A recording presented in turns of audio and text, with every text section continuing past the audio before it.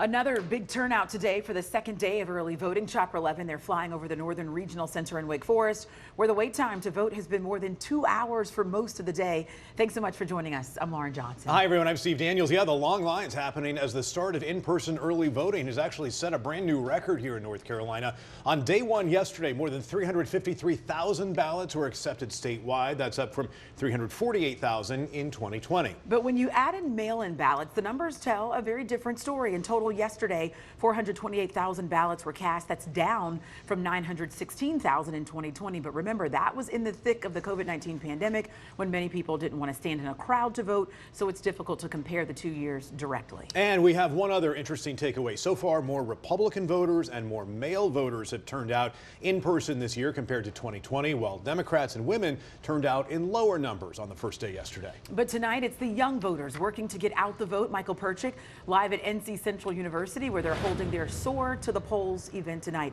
Hi, Michael.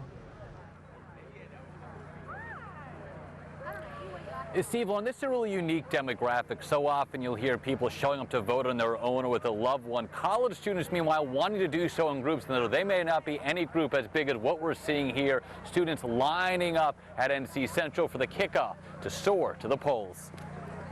We're all actually first-year physics PhD students. We met with this group of 4 outside Tally Student Union, one of 22 early voting sites in Wake County. We live in NC. This is it's a battleground state. We have to vote. It's like our duty. The line starting to pick up late morning to the early afternoon. Sophomore Michael Agnelli excited to vote for the first time. Getting everybody know. I got my 2 friends over here. I'm asking them, do you want to go vote with me? I'm asking everybody, when are you voting? So I'm just trying to get everybody to go out and vote. Over at NC Central, sophomores Cameron Rivera and Landon Clement have already done so, but are still participating in Soar to the Polls, encouraging others to do the same. There are so many people on this campus, and there's so many people that want to get civically engaged. So having events like this are calling everybody out from the university to say, hey, come vote, come walk with us. According to a report from Tufts University, 66% of college students cast ballots in 2020, a 14-point jump from 2016. At UNC system schools alone, there are nearly 248,000 students enrolled, a major group for both parties to capitalize upon.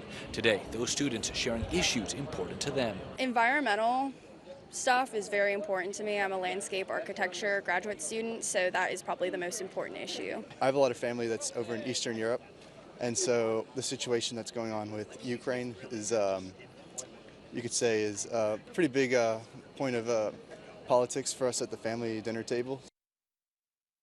Now y'all sound too excited. Y'all excited? And as you can hear, they're just starting this event right now. They're going to march over the next half hour or so, and coming up at 6 o'clock, some sights and sounds from the event. In Durham, I'm Michael Perchik, ABC 11 Eyewitness News. Michael Perchik right in the middle of all the action. Michael, we'll see you then. Thank you. And Vice President Kamala Harris and former President Donald Trump both in Michigan today, scouring for votes in the key battleground state. Harris is planning to huddle with faith leaders in Detroit and union leaders in Lansing, while Trump is going straight to Detroit, hoping to continue peeling off support from Harris among black men. Meanwhile, former President Bill Clinton is continuing his North Carolina tour for Kamala Harris. He made a stop in Wilmington earlier today, and later this evening he's set to meet with military families in Fayetteville. The former president campaigned with Democratic vice presidential nominee Tim Walz yesterday in Durham.